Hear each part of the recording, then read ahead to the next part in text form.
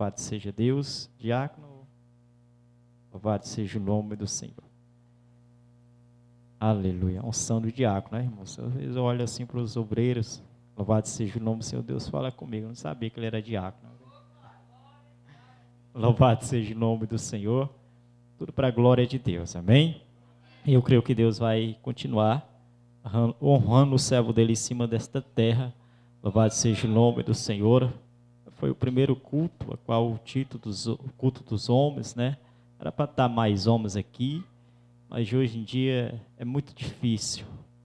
Mas nada é impossível para Deus. A gente está trabalhando dentro dessa comunidade, vamos despertar mais e Deus vai cada vez mais trabalhar, porque quem liberta é o Espírito Santo, é Deus. É somente nós pregar a palavra do Senhor. Foi isso que Jesus fala através do louvado seja o nome da palavra dele, lá em Marcos capítulo 15, não foge a memória, verso 15, 16 e verso 15. Louvado seja ir por todo mundo pregais o meu evangelho. Não é forçar ninguém, é pregar. E a palavra convence do homem. Convence o homem do pecado para a vida, né? Em nome de Jesus. Então, vamos nessa noite entregar o servo do Senhor aqui nas mãos de Deus. Eu creio que ele já orou, já buscou. Louvado seja o nome. Senhor, estenda as suas mãos para cá. Louvado seja Deus. Pai, nós te agradecemos e te louvamos, Senhor, por até aqui o Senhor tem falado conosco e sei, Senhor, que o Senhor vai continuar falando, ó Pai, através do teu servo, ao qual eu apresento ele em tuas mãos nesta noite, ó Pai. E eu creio, Senhor, antes de sair do seu lar, Senhor, ele te pediu, ó Pai, que o Senhor viesse falar ao seu coração, Pai. E eu creio, Senhor, que o Senhor irá usar o teu servo aqui, porque ele é instrumento em tuas mãos para as nossas vidas nesta noite, ó Pai. Esta oração que eu faço, Senhor, e te peço e já te agradeço em nome de Jesus. Quem crê diz...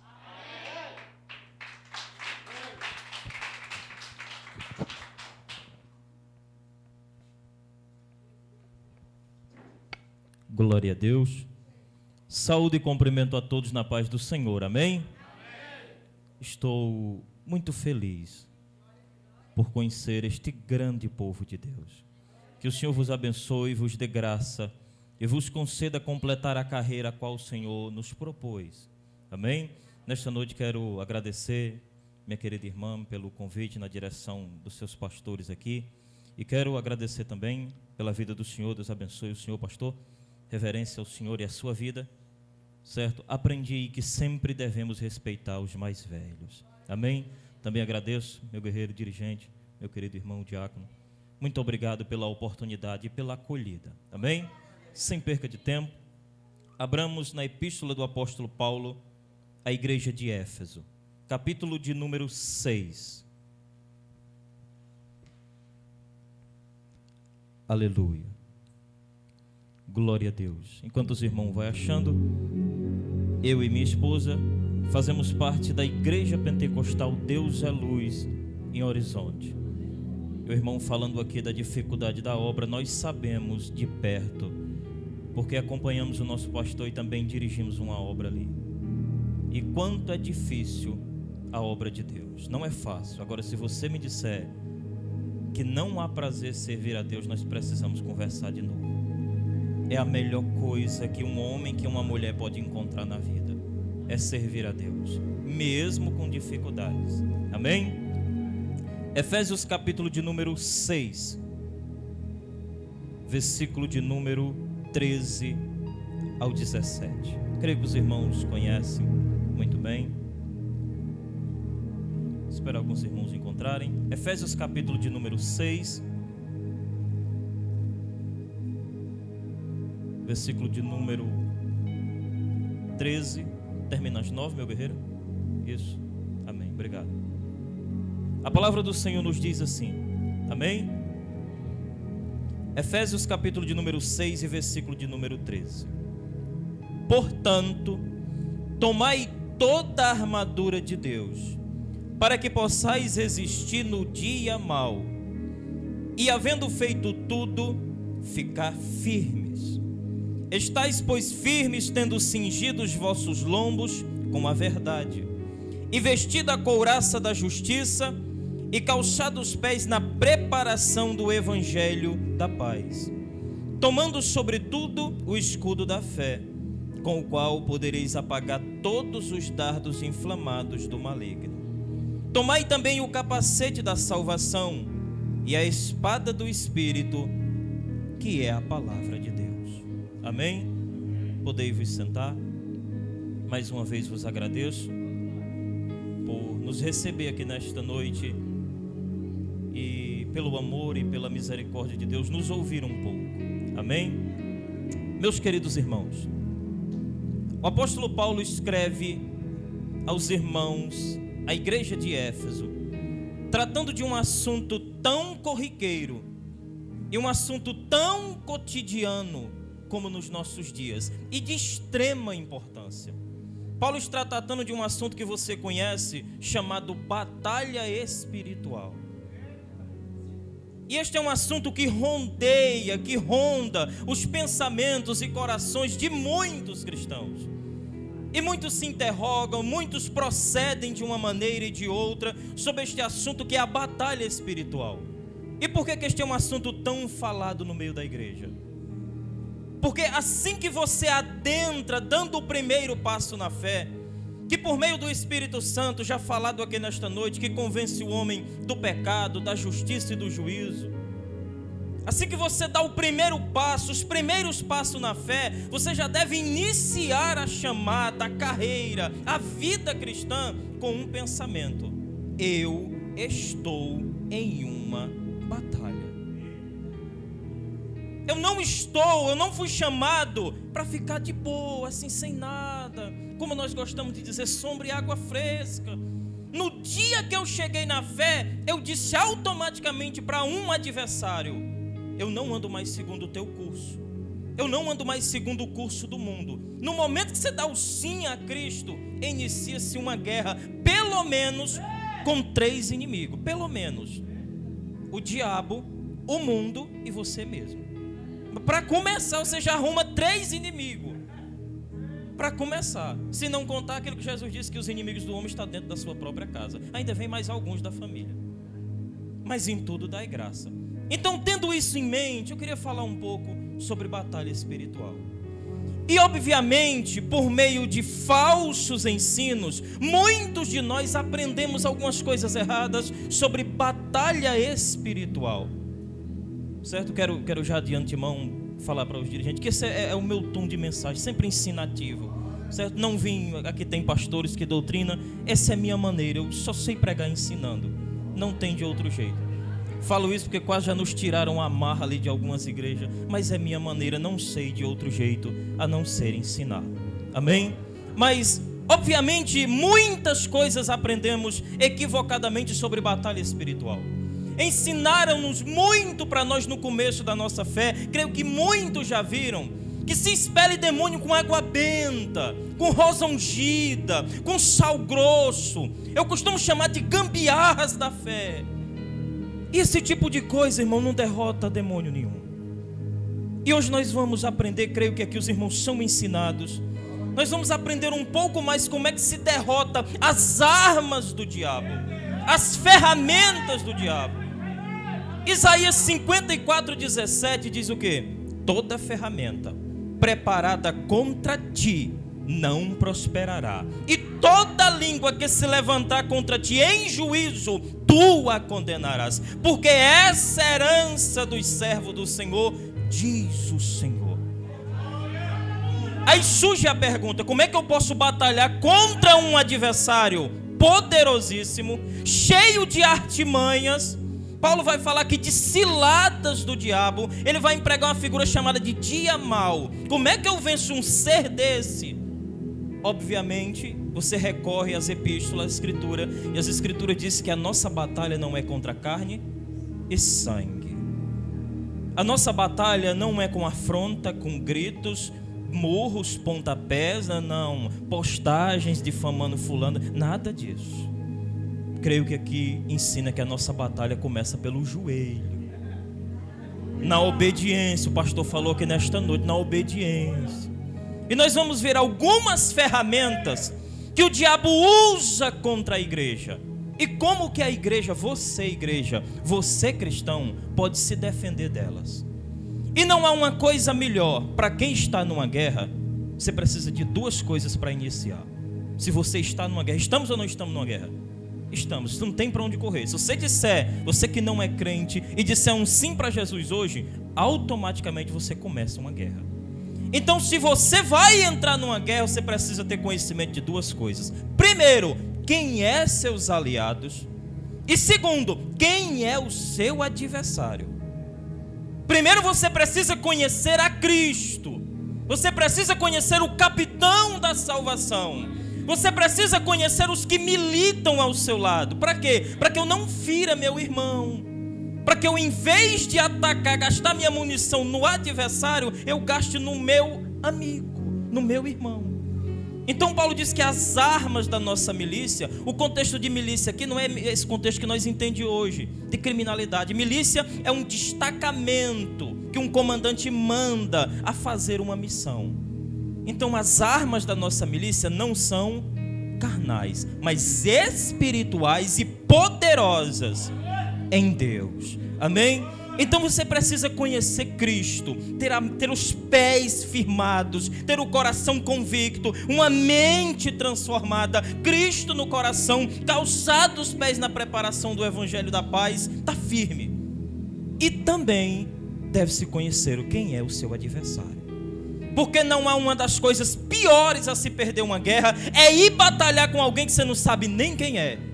Como é que ele age? Que arma ele tem? Sei não. Vai batalhar com não sei não. E vai atingir ele com o que? Não sei. Ele vem por onde? Não sei. Aí, irmão, fique quieto, você não sabe de nada. Então, aqui no Antigo Testamento, quando um rei ia uma guerra contra outro povo, contra uma nação, contra outro exército, o que ele fazia à noite ou dia antes? Mandava espias. Vai lá, verifica quantos soldados de infantaria ele tem, quantos arqueiros, quantos homens que empunham espada, quantos que montam cavalo. Olha o que ele tem lá. Aí os espias iam de noite, devagarinho, aí observava de longe, como nós conhecemos na moita, né? De longe, observava, aí via a numeração do exército acampado, voltava para o seu senhor e dizia: tem tantos que montam em cavalo, com lanças, tem tantos de infantaria com espada, tem tantos de arco e flecha. Tem mais ou menos quanto? Tem assim uns 400. Aí o homem daqui, o rei, que sabendo disso, estava cheio da informação. Ele ia para essa guerra seguro. Ia com maior número, com estratégia, já sabia de tudo. E era quase certeza que venceria. E não é diferente para conosco. Se eu estou em uma guerra e tenho o diabo como meu adversário, sabendo que ele tem ferramentas contra mim, armadilhas contra mim, eu preciso conhecer quem ele é. Como é que ele age, que tipo de coisa ele usa, para mim poder me defender. Então, quero falar de algumas ferramentas que o diabo usa contra a igreja. Talvez essa situação possa ser a sua vida, possa ser momentos que você está passando. Tem dias que o diabo emprega mais força sobre a sua vida. Paulo chama isso de dia mau. Sabe aquele dia que tudo dá errado, mesmo fazendo tudo certo? Sabe aquele dia que até o arroz queima? Você está olhando, eu estou olhando, não vai queimando, aí queima. Pronto, é tipo aquele dia. Tudo dá errado, é intriga, é confusão, é desentendimento. E você, meu Deus, o que é isso? Você tenta consertar e as coisas ficam difíceis. Isso pode ser um indício de uma investida do maligno sobre a sua vida. E você, sabendo disso, deve se preparar para defender. Que tipo de arma eu uso? O que ele está usando? Eu uso o quê? Eu quero falar de algumas ferramentas. O horário aqui nos permite. Primeira ferramenta que o diabo usa, Isaías 54:17 diz que nenhuma ferramenta prosperará. Mas como que ela não prospera? O que você faz para você vencer aquilo que o diabo vem sobre você? Né? Porque ensinaram para nós que é só passar no vale do sal grosso, né? Que vai tudo embora, as dívidas é paga. Essa coisa não acontece em crente verdadeiro, né? Primeira ferramenta, se não é a mais poderosa que o diabo usa, já usou contra você, contra mim, ainda vai usar. Talvez seja, se não for a mais poderosa, é uma das mais poderosas. Primeira ferramenta que eu quero falar nesta noite que o diabo usa, talvez a mais forte dele, é a ferramenta chamada mentira. Talvez seja a arma mais poderosa que o diabo usa contra casais, contra amigos, contra a igreja, contra a família, contra nações, talvez seja a arma mais poderosa. Para você fazer duas pessoas brigarem, não precisa dar ela um ringue, uma luva. Não, é só dizer que uma disse uma coisa da outra. É suficiente. Como é o nome disso? Mentira. Como é que você vence um negócio desse? Então, primeira ferramenta que o diabo usa, a mentira. João 8,44. Se você puder, abra aí. João 8,44 é a base para isso, da primeira ferramenta. Eu vou dizendo, você vai abrindo aí. João 8,44, Jesus vai falar quem é o diabo. E o que ele usa?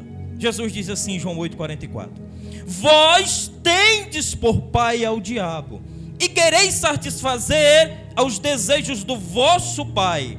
Ele foi homicida desde o princípio, não se firmou na verdade, porque não há verdade nele. Quando ele profere mentiras, fala daquilo que ele é próprio, porque ele é mentiroso e pai da mentira. Então a primeira coisa, você deve saber, quando o diabo inventa mentira, engendra mentira, fabrica uma teoria sobre a igreja tal, e bota na sua cabeça, na minha, na nossa, distorce a verdade. O diabo é mestre em distorcer a verdade de Deus. E o diabo inventa mentiras com a palavra, e eu vou provar isso. O diabo não inventa uma mentira assim do nada, ele pega meias verdade. A guerra do diabo com Jesus em Mateus capítulo 4 não era estar amarrado ou estar queimado. O negócio lá era estar escrito. O diabo usou a palavra contra Cristo. E Cristo fez o quê? Usou a palavra contra o diabo e venceu. O diabo disse: lança-te daqui, porque também está escrito: aos teus anjos dará ordem ao teu respeito, para tomar-te pela mão, para que o teu pé não resvale ou não tropece em pedra. Ele usou a palavra contra Cristo. O que não fará contra mim, que sou nada comparado a Cristo? Estava ali Deus, tanto homem como Deus. Isso se chama união hipostática. É a doutrina da pessoa de Cristo. As duas naturezas estavam convergindo juntas na mesma pessoa. Naquele momento, Cristo era 100% homem e 100% Deus. Só que ele não tomava posse da glória. Estava em forma de homem. A Bíblia diz que mesmo estando em forma de Deus, não teve por usurpação ser igual a Deus. Antes, aniquilou-se, esvaziou-se a si mesmo, tomou a forma de servo. É isso que a Bíblia diz sobre Cristo. E ele usa a palavra contra Cristo. Ele não usa um negócio sem cabimento, assim, meio louco, sem lógica. Não. Rapaz, parece verdade o que esse bicho está dizendo. Senão você não cai, irmão. Você já viu uma armadilha na cara pegar alguém? Minha avó me dizia que quem quer pegar galinha não diz show. Você vai jogando um caroço de milho e a galinha vai se aproximando. Ela pensa: o que estão me dando de comer? Tá nada, tá lhe enganando. Quando chega perto, o milho para e a mão pega. É o que ele faz com a gente. Deixa você pensar: eu estou no controle. Não, isso aqui é só uma vezinha. Aí deixa você fazer outra. Não, eu ainda estou no controle, é só mais uma vez. Glória, Jesus é amor. Glória. É com 3, 4 vezes você procura o controle, não está mais na mão. Você já está dominado. É isso que o diabo faz. Então, primeira ferramenta que o diabo usa com base em João 8,44. Primeiro eu vou falar da ferramenta, depois como vence essa arma que o diabo usa. João 8,44 diz que ele é mentiroso e pai da mentira. Então o diabo usa mentiras no casamento, faz o esposo mentir para a esposa. O caboclo está no telefone, a esposa chega e ele está falando com a gambiarra. Meu pastor chama de gambiarra. Há outras coisas que a pessoa arruma por fora, né? Está falando no telefone: oi, amor, tchau, daqui a pouco eu vou falar. Aí pode cortar. Oi, meu amor, oi, tudo bem? Mentira! Isso provém da onde? Do diabo, que é o pai da mentira. Faz a esposa mentir para o esposo, faz o irmão mentir para o seu pastor. O pastor liga ou pergunta: irmão, tu estava onde? Eu estava doente. Estava não. Não é verdade, pastor? Não tem coragem de dizer: pastor, eu estou meio assim. Não tem coragem de se abrir: pastor, me ajuda. Irmão, me ajuda. Diácono, me ajuda. Dirigente, me ajuda. Aí fica mentindo, dando lugar ao Diabo. Quando que nós andamos em verdade e na verdade? Não existe meia verdade e meia mentira. Ou é verdade ou é mentira. Não tem, esse muro não existe, né? Então, a primeira ferramenta faz com que o diabo faça o crente ou pessoas mentir no casamento, na igreja, na vida social, no trabalho. O funcionário pega as coisas do patrão, bota dentro do bolso, né, antes do trabalho terminar. Aí o patrão não dá fé, mentira. Diz que estava doente, aí chega tarde. Fica mentindo. Isso vem da onde? Isso vem da mente do diabo. Essa é uma das maiores ferramentas. 1 Timóteo capítulo 4, versículo 1. O que diz em 1 Timóteo 4, 1? Mas o Espírito expressamente diz que nos últimos tempos apostatarão alguns da fé. O que significa apostatar? Apostatar significa dar as costas para Cristo de livre e espontânea vontade. É abandonar a fé querendo abandonar. Apostatar, irmão, não é uma fraqueza, não é um desvio, não é uma queda. Apostatar é uma coisa mais séria. E pelo pecado de apostasia, que não é este assunto, só contextualizar para os irmãos não ficar sem entender. Pelo pecado de apostasia e blasfêmia contra o Espírito Santo, um não tem perdão e o outro, o apóstolo João, diz que nem perca tempo orando. Está lá em 1 de João, capítulo de número 5. Certo? Não vou, porque senão a gente vai enveredar para outro assunto. Existem dois pecados gravíssimos nas Escrituras. É o pecado de apostasia e a blasfêmia contra o Espírito Santo. A blasfêmia contra o Espírito Santo está em Mateus capítulo 12, versículo 30, 31 em diante ali. Certo? Então, 1 Timóteo, Paulo falando a Timóteo, capítulo 4, versículo 1, diz que é nos últimos tempos. Quando é que é isso? É agora. É o nosso tempo. Ele disse que os homens darão ouvidos a espíritos enganadores e a doutrinas de demônios. E o que é doutrina? Ensino. E o que é demônio? É demônio mesmo. É o diabo ensinando. É doutrinas fora das Escrituras. É ensino que Jesus nunca ensinou. É viver e ensinar coisas que o seu pastor, seu dirigente nunca ensinou. Tem gente que é cheio de inovação, né? Cheio de coisa diferente que não está na Bíblia. Não, porque eu queria fazer assim, sabe? Não. Nós temos que andar nos caminhos antigos. Antigos. Irmão, não tem coisa melhor, voltando ao assunto que eu falei no início, que ouvir as pessoas mais velhas. Irmão, na minha igreja você não me encontra conversando mais o jovem. Você não me encontra. Nunca me encontrou. Tenho mais de 6 anos de fé, nunca você me encontrou ou vai me encontrar conversando com os jovens. Não é porque eles são maus, é porque os jovens não têm nada do que eu digo, não no literal, sempre temos o que aprender, mas os jovens não têm muito o que ensinar. Você quer ser sábio, quer aprender como é que as coisas se processam na igreja, quer saber onde é que está, com aquilo que o meu avô dizia, você quer saber onde as andorinhas dormem? Conversa com os mais velhos. Eles já passaram por caminhos que eu não passei ainda. Eles sabem onde é que estão as pedras, os caminhos, os buracos do caminho. Aí se você tiver um bom ouvido, ele, filho, não faça isso não. Aí você dá ouvido, aí você passa bem. Então, nos últimos tempos dos nossos dias, espíritos enganadores enganarão pessoas. Como é o nome desse processo? É a ferramenta da mentira. Falsos ensinos, é engano, a proliferação do engano, é falsas doutrinas, doutrinas de homens, doutrinas de demônios. E as pessoas se apostatarão da fé se derem ouvido a isso. E nós estamos sendo alertados para abrirmos os olhos e identificar uma ferramenta do diabo. Ei, isso aí é mentira. A minha Bíblia não diz isso aí não. Certo? O primeiro falso ensino do diabo está em Gênesis, capítulo de número 3. Abramos aí, dá tempo, bem rapidinho. Gênesis 3. Abra aí. Primeiro falso ensino. Olha aqui como é que o diabo distorce o negócio. Gênesis, primeiro livro da Bíblia. Vamos logo para o 2,16. Depois a gente vai para o 3. O livro Gênesis significa criação. O princípio, a criação de Deus. Gênesis capítulo de número 2 e versículo 16.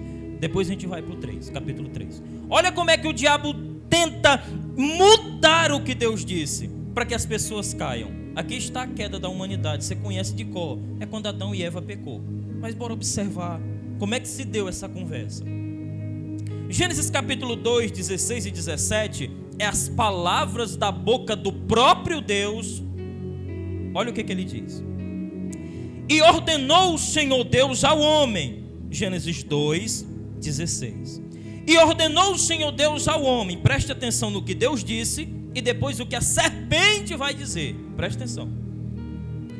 E ordenou o Senhor Deus ao homem, dizendo o quê? De toda a árvore do jardim comerás livremente, de todas. Vamos continuar. Mas, olha a condição, 17.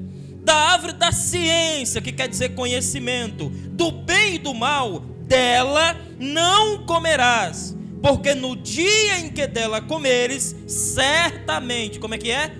É certeza que bate as botas. Foi o que Deus disse ou não foi? Pronto. Isso aqui é a palavra de Deus. Isso aqui muda? Não. A palavra de Deus e o próprio Deus é imutável. Não muda. Ele disse que eu sou o Senhor Deus e não mudo. Pronto. Isso aqui é a palavra, é o mandamento. É nisso que era para viver Adão e Eva. Pronto, aqui o mandamento. Come de tudo, menos da árvore que está no centro. Pronto, só isso. Passa-se o tempo, nós não sabemos quanto tempo. Aí vem Gênesis capítulo de número 3. Aí vem aquela conversinha que talvez você já tenha ouvido também. Gênesis 3. Ora, a serpente era mais astuta. Aqui tem um quê de sabedoria, de perspicácia, que todas as alimárias do campo que o Senhor Deus tinha feito. E essa vai começar. E essa disse à mulher: é assim que Deus disse: não comereis de toda a árvore do jardim? Pergunta: foi isso que Deus disse, irmão? Não foi isso que Deus disse. Percebe o que o diabo faz com a própria palavra? Irmão, isso aqui é uma mentira para Eva. Eva aqui não tem pecado. Eva está num completo estado de santidade, sem um resquício de pecado. E olha o que o diabo usa contra ela. Aí você acha que para mim e para você vai ser mamão? A coisa é muito pior para mim. Porque se Eva, estando sem nenhum pingo de pecado, em completo estado de santidade, antes de conhecer pecado, recebeu um tiro desse, e eu, irmão, que sou fraco, que nasci em pecado, como disse Davi: em pecado minha mãe e meu pai me gerou. Eu que vivo em um mundo caído, eu que sou fraco, sou pó, barro e cinza, você acha que ele não vai fazer a mesma coisa, ou mais forte contra mim, contra você, contra a igreja? Ele está desferindo uma mentira, não é contra alguém enganado. Eva aqui não sabe o que é mentira. Eva só conhece santidade, só conhece Deus, e vai cair. Imagine você que não está hoje no estado dela. Estou falando no estado completo de santificação, que um dia nós estaremos, que a Bíblia chama da doutrina da glorificação. É o último estágio do crente. É o último estágio, onde os corpos serão glorificados. Tudo aquilo que os irmãos já sabem. Então, aqui ele muda. O diabo muda aqui e disse que Deus não tinha dito que era para comer de toda a árvore. Deus não disse isso. Deus disse que era para comer de toda a árvore, menos de uma. Presta atenção. Agora Eva vai rebater. A primeira ferramenta que o diabo usa, Eva consegue rebater. Versículo de número 2, capítulo 3, versículo 2. E disse a mulher à serpente: do fruto das árvores do jardim comeremos. 3. Mas do fruto da árvore que está no meio do jardim, disse Deus. Ela está ainda com o que Deus disse. Vai vencer. Não comereis dele, nem nele tocareis, para que não morrais. Até aqui está empate, 1 a 1, né? Vem para lá, vem para cá, tá empate. Eva não caiu ainda, Adão também não. Agora vem o segundo tiro, a segunda ferramenta. Versículo de número 4, capítulo 3, versículo 4. Então a serpente disse à mulher, disse o quê? Agora essa aqui foi pesada: certamente não morrereis. Deus disse isso, irmão? Deus disse: se comer, morre. A serpente disse: morre não, besta. Como?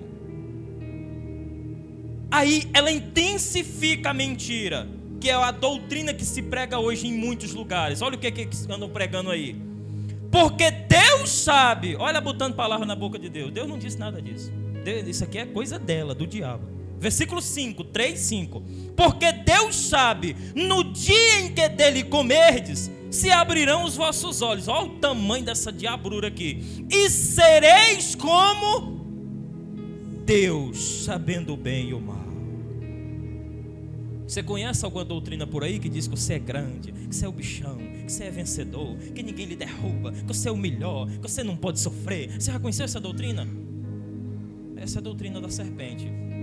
O meu Jesus disse, Edu: oi, Senhor, no mundo tereis aflição. O meu Jesus disse, no dia que eu dei o primeiro pé, ele disse: quer me seguir? Senhor, eu estou com vontade. Negue-se a si mesmo, tome a sua cruz a cada dia, siga-me. Senhor, eu quero seguir. Se você não abandonar o amor de pai, de mãe, de irmão, por amor a mim, não é digno de mim. É esse Jesus que eu conheço. É esse Jesus que eu conheço. O Jesus que diz que, Senhor, eu quero seguir, eu quero servir na obra. Aí ele diz lá em Lucas 9,62, se não me engano: quem põe a mão no arado e olha para trás, não é apto para o reino de Deus. Foi esse que me chamou e chamou você. Você não tem vida fácil. Ele disse: eu não tenho onde reclinar a cabeça. Ele disse para 3 jovens lá em Lucas 9: mestre, seguirei-te aonde quer que for. Ele disse: as aves do céu têm ninho, as raposas têm covis, mas o filho do homem, estava falando dele mesmo, não tem sequer onde reclinar a cabeça. Porque ele vinha e mandou os discípulos à frente para arrumar um lugar, uma estalagem, uma pensão para ficar. Ninguém recebeu ele. Não, ninguém ia aceitar Jesus aqui não. Ele não tinha lugar sequer para passar uma noite. Se o meu mestre não tinha lugar para ficar, por que eu vou ter tanta mordomia assim? Não sou digno. Quando a tradição diz que Pedro foi ser crucificado e crucificaram Pedro, Pedro virou-se, é a tradição que diz, os estudiosos, que Pedro virou-se para os seus algozes e disse: me crucifique de cabeça para baixo. Eu não sou digno de ser crucificado como o meu mestre foi. É esse Jesus que eu conheço. É aquele que, enquanto apedrejavam Estevão não amaldiçoava aqueles que o apedrejavam. E Saulo estava lá, esse mesmo que eu estou falando dele aqui, um pouco mais jovem. A Bíblia diz que ele foi consciente, depositaram a capa aos pés dele e apedrejaram Estevão, o primeiro mártir. O que Estevão dizia? Senhor, não impute eles esses pecados. É esse Jesus que lhe chamou. Esse do evangelho de vida fácil eu rejeito. Eu não conheço o evangelho de vida fácil. Eu conheço o evangelho que você é lutando e muitas vezes as coisas vão dar errado. Eu conheço um evangelho que Paulo orou 3 vezes para que se tirasse um espinho da carne, e o Senhor disse: Paulo, eu não tiro não, a minha graça te basta. A pergunta é: Paulo não era apóstolo? Paulo não tinha poder de Deus? Mas o espinho ficou lá, e no final da vida foi degolado, botado a cabeça num tronco, e alguém com um machado cortou a sua cabeça. E lá em 1 Timóteo 4,7 ele pronuncia as mais belas frases que eu já ouvi: combati o bom combate, acabei a carreira. Você não viu, quando trouxeram Paulo da cadeia, você não vê lá Paulo pegando nas grades: não me leve não, não quero morrer não. Você vê isso em algum dos apóstolos? Me mate não, você viu um negócio desse? Não. Caminha para a morte como alguém caminha para receber uma coroa. Jesus não correu com a cruz como eu e você corre de medo dos problemas. A Bíblia diz que como ovelha muda, ele subiu ao matadouro e sem abrir a boca levava a cruz pesadíssima e não desejava mal àqueles que o esbofeteavam. A Bíblia diz que eles batiam, cobriam o rosto de Jesus com um pano e batiam nele, davam murros. Depois tirava o pano, é só você ler a Bíblia. Quando tirava o pano, dizia assim para Jesus: profetiza quem te bateu. Eu conheço esse evangelho, evangelho de cruz, de sangue, de muitas aflições, mas em todas estas coisas somos mais do que vencedores. Paulo disse: quem vos separará do amor de Deus? Paulo disse: a fome, a morte, a nudez, a profundidade, a altitude, o porvir, os principados, a potestade, a morte, a vida. Paulo disse: estou bem certo de que nada nos separará do amor de Deus, que está em Cristo Jesus. Amém? Então essa é a primeira ferramenta, talvez a mais poderosa, que o diabo vai usar contra você. Irmão, ele usa só uma vez, aí o calibre acaba? Não. Enquanto ele não for derrotado, é mentira por cima de mentira. E você tem que estar firme. Vencer uma, levanta, pede ajuda. Se está fraco, levanta, que vai vir outra. Vai ter dias de glória? Vai ter dias abençoados, vai ter dias que vai ser fácil, mas vai ter muitos dias difíceis. Lembro da mensagem dos antigos que diz: você quer pregar as rosas? Estou com vontade de pregar as rosas, é tão bonita, vermelha. Prega os espinhos também. Porque a vida tem dias, irmão, que nem o feijão que eu falei que queima, nem o feijão e nem o arroz tem. E nesse dia, irmão, é do corre puxando os cabelos com as mãos, correndo, escandalizando. Não, glória a ti, Senhor, porque não tem nada hoje. Faz o quê? Aproveita para jejuar. Aí no dia que tem comida, faz os de jejum, aproveita para comer. E em tudo dai graça. Em tudo dai graça. É assim que nós aprendemos com os mais velhos. Foi assim que eu me encostei no meu pastor, nos presbíteros, e fui aprendendo com ele, observando. Primeira ferramenta que o diabo usa: a mentira. Agora eu pergunto: como é que você vence a ferramenta da mentira? Como é que você vence uma ferramenta tão poderosa que nem Eva conseguiu defender por 2 vezes? Defendeu uma, na segunda caiu. Como é que você vence algo desse tipo? Como é que você vence algo dessa magnitude? E não tem só o diabo. A Bíblia diz que caiu a 1/3 parte dos anjos do céu com ele. A pergunta que eu faço para você é: a 1/3 parte de quanto? Porque a 1/3 parte de 1000 é fácil, né? É mole, é pouco. Está aqui 3, 4, 5 para cada, tá tudo bem. O problema que a Bíblia diz é que lá no céu tinha e ainda tem miríades e miríades de milhares de anjos. Agora faça a 1/3 parte de milhares de milhões de anjos. É por isso que tem demônio em todo canto perturbando os crentes. A coisa não é fácil, irmão. E eu preciso tomar cuidado. Porque o diabo, irmão, o diabo não está querendo. É porque o diabo hoje me tentou para queimar o meu arroz. Pelo amor de Deus, irmão. Irmão, o diabo quer tirar a sua vida. Ele quer destruir a sua família. Ele quer afastar você da igreja. Para queimar arroz, nem de diabo precisa. É só não prestar atenção no fogo. Não é verdade, pastor? Não, nós ficamos com as bobagens, né? Eu dirijo uma congregação já há um bom tempo. Tinha uma irmã que congregava com a gente. Aí ela tinha uns testemunhos, como o meu pastor fala.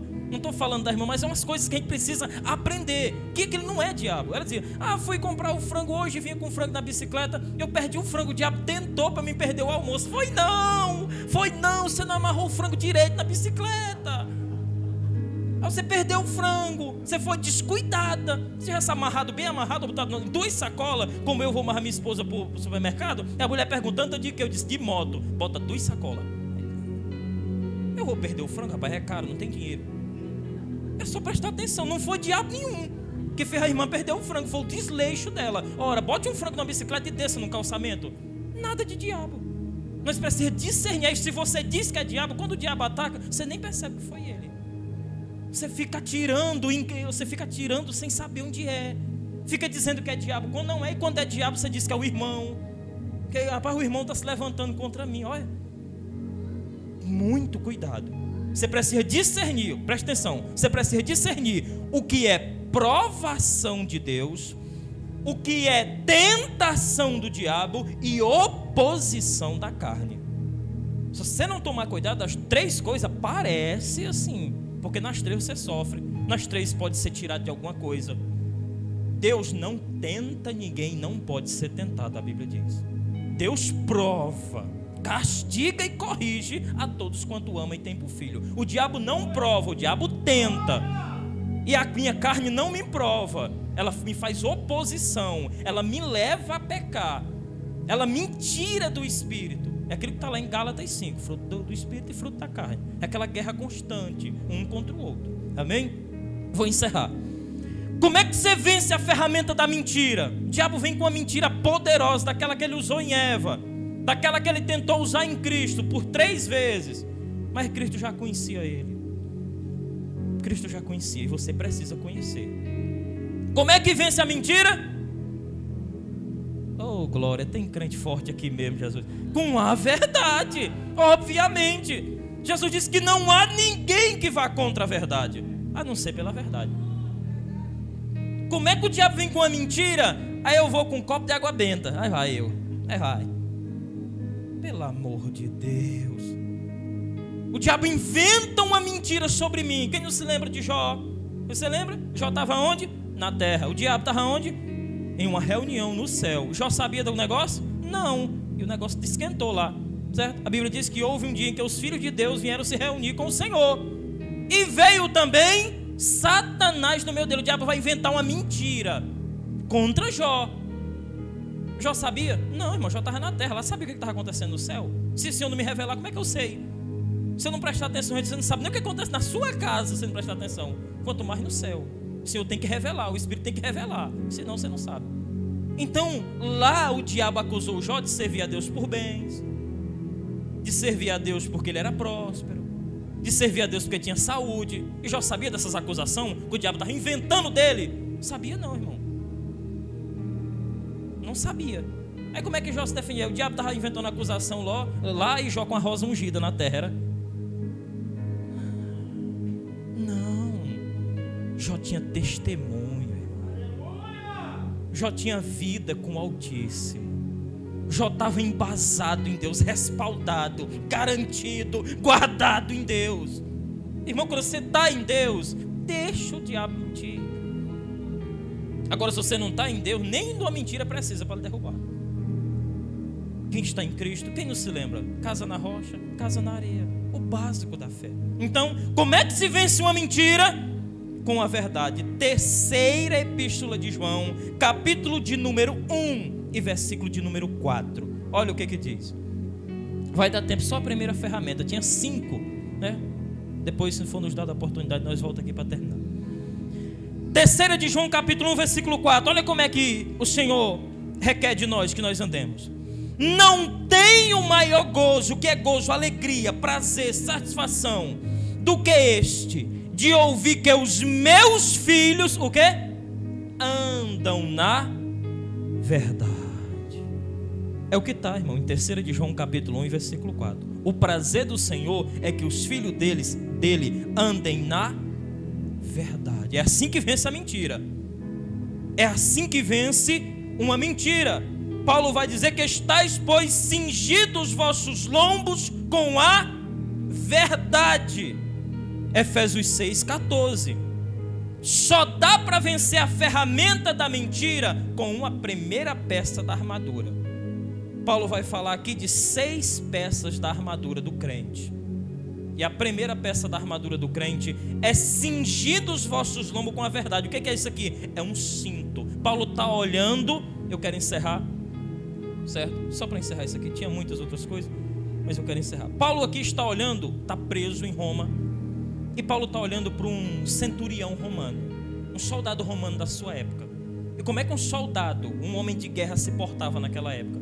Ele tinha uma armadura. Quem é que vai para a guerra sem nada, irmão? Você já viu? Que tipo de soldado vai para uma guerra sem nada? Só com a cara e a coragem. Você precisa ter alguma coisa. Porque senão, meu irmão, o inimigo não brinca. O adversário não brinca. Quem vai para a guerra não é para brincar. É matar ou morrer. Então Paulo olha para o soldado romano e começa a ter a revelação de Deus também da armadura espiritual do crente. E a primeira coisa que ele olha é para o cinto do soldado.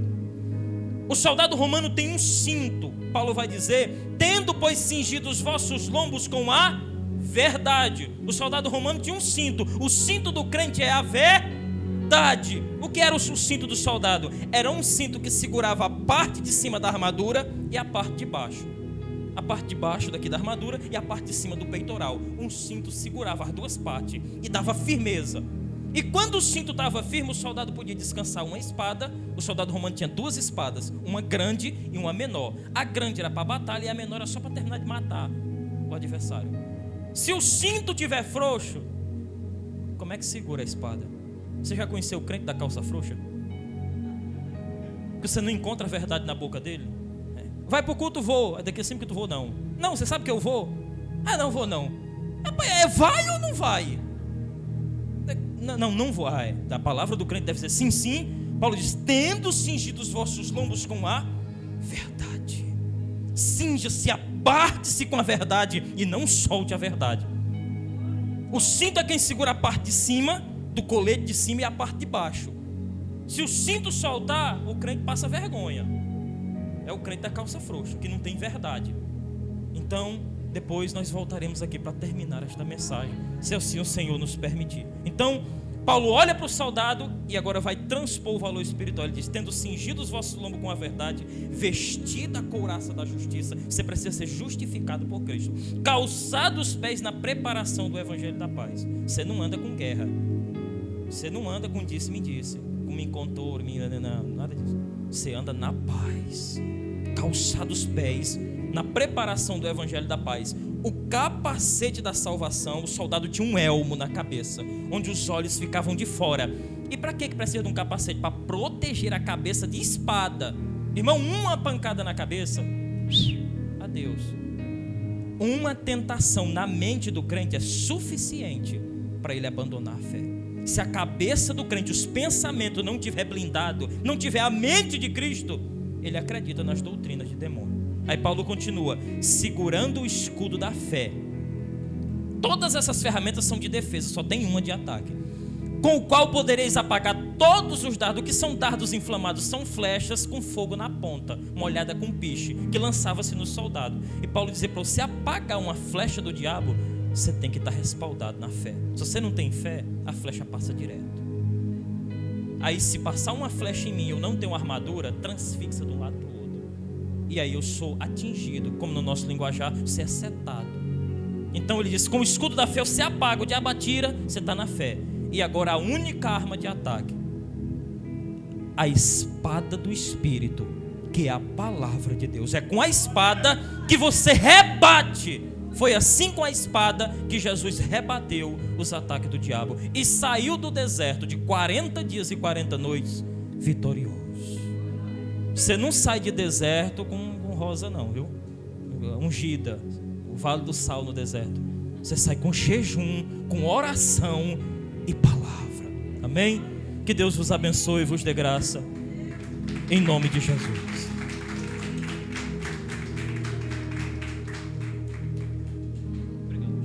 Aleluia, glória.